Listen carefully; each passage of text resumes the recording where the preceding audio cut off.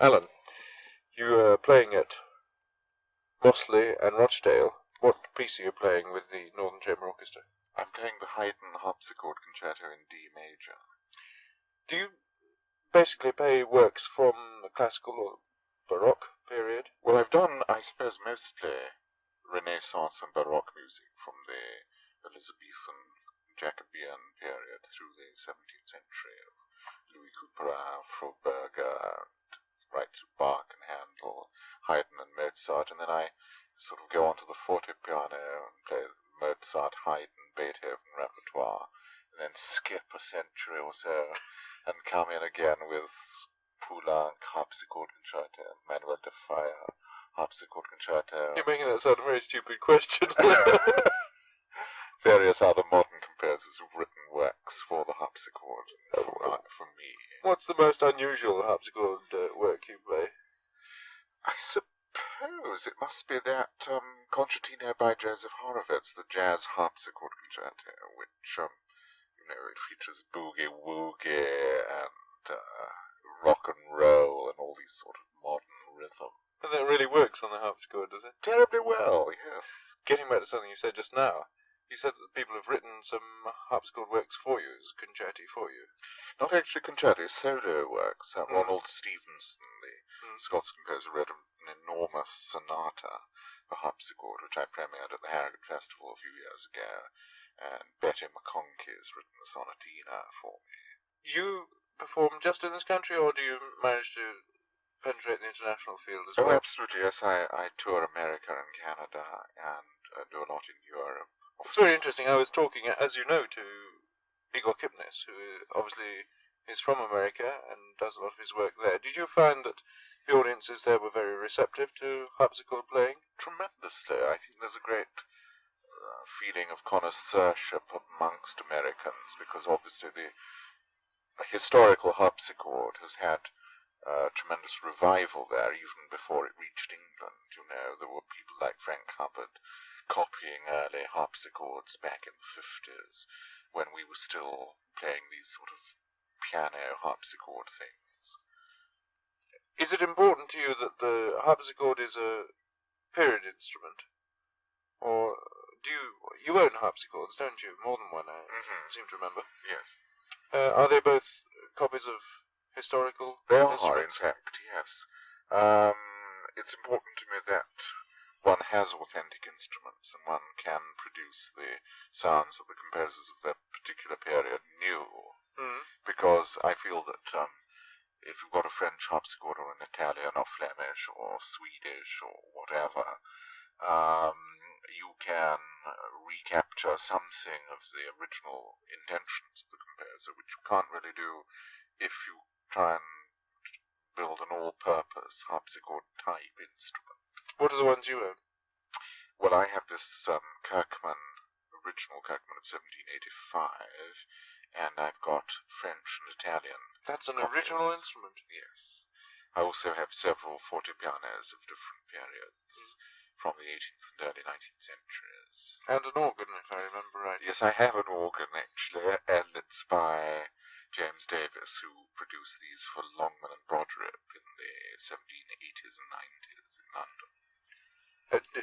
You're making, in other words, a considerable collection of these instruments. Do you go on acquiring them now, or hoping to? Well, of course, the prices are rocketing, Yes.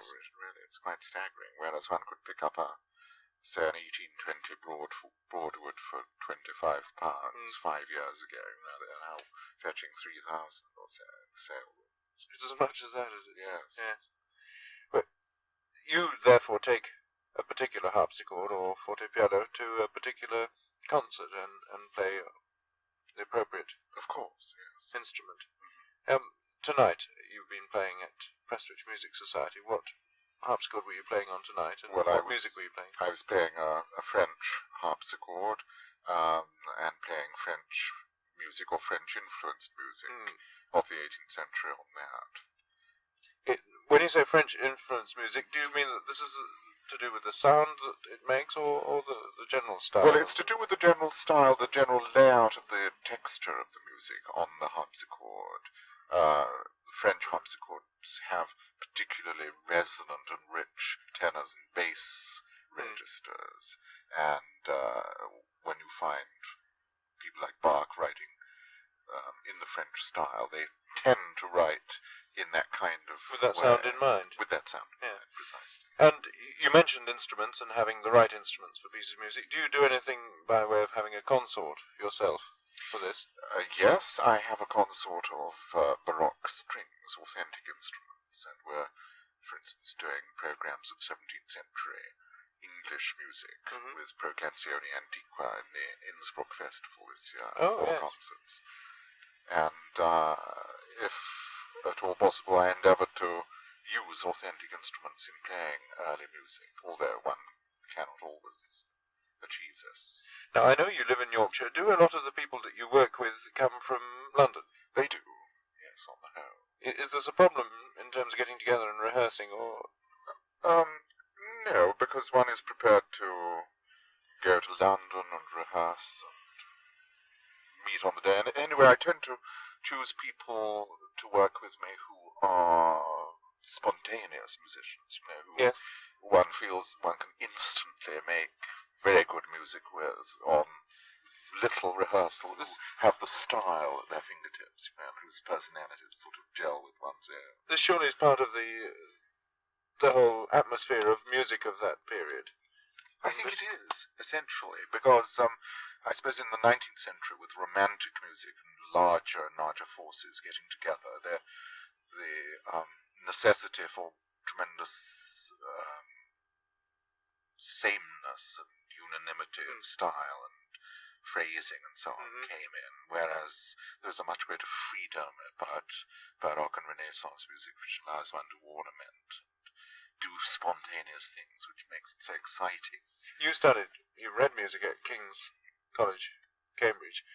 Did that mean the beginning of your interest in this sort of music, or was it really following up an interest that was already there? I think it was following up an interest already there, in that I suppose in my school days, I think one began to hear, for instance, George Malcolm playing Scarlatti in the mid-50s, and Thurston Dart, who I studied with, was making his first records at that stage. And yes, I suppose that's the time when I first decided that I wanted to concentrate on early music generally. Talking of records, you've got a new album coming out just shortly. That's right. This month I've got an RCA album of Georgian pianos. That is, pianos made in this country between 1790 and 1820, and it's a recording featuring 4 of these instruments and playing English piano music of the period. What composers?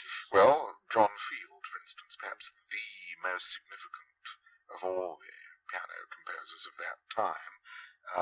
First composer, I suppose, really to write piano music as distinct from music which could be played on any keyboard instrument, harpsichord or organ, indiscriminately. In this country or altogether? Altogether, yes, a great innovator, absolute innovator. He was, I suppose, the first composer really to find out what the sustaining pedal could actually do, and he created these romantic textures in his nocturnes and piano concertos. And also a very interesting English composer called Pinto, George Frederick Pinto, who... Not exactly a household name. Not really, but he died at the age of 20, and he wrote some absolutely astonishing piano sonatas in the early 1800s, and I've recorded the piano sonata in E-flat minor on this record. Also some music by William Sterndale Bennett, who was an early Victorian figure, but again very significant in the development of English keyboard music in the 19th century.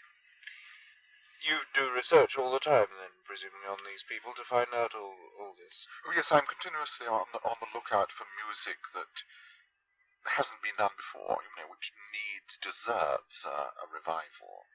And you judge that basically on how well it goes in performance, rather than on any academic principles, presumably? Oh, yes, no academic principles involved, absolutely. Does it communicate to the present-day audience? Does it have something significant to say to us? Does it enhance our knowledge of the period, and does it enhance our universal musical knowledge? You, among other things, other activities that keep you very busy, I know at the moment, you're playing with the London Virtuosi. What sort of an ensemble is that? Well, this is an ensemble which consists of mixed strings and wind.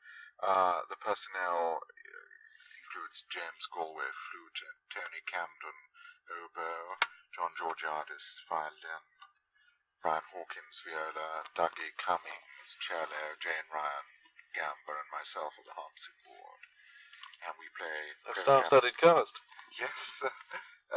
We play programs including Mozart, Beethoven, modern works, J.C. Bach, J.S. Bach, Rameau, and so on. And you tour with this? We tour, yes. We're off to Zurich in a couple of weeks' time, for instance, to do a concert there.